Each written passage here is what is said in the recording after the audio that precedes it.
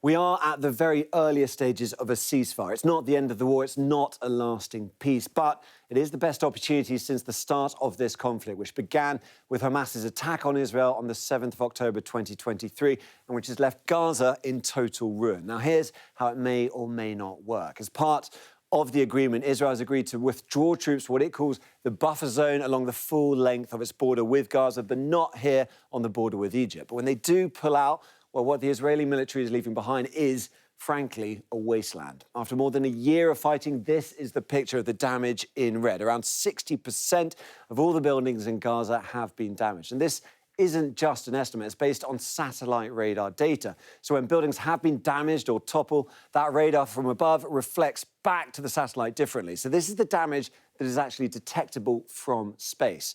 But the situation for the homes that people might hope to return to is even worse. 93% of those have been damaged or destroyed.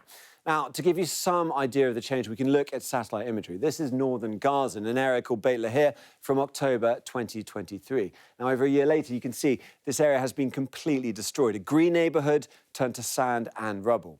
Most people from across Gaza have gathered in what Israel has termed a humanitarian zone in an area on the coast called Al-Mawasi here. Now, this image of the area from October 23 shows an expansive, sandy coastline dotted with agricultural areas. But on the 3rd of January, this satellite image taken shows the entire area covered in tents where people have been displaced and they're living in dire conditions.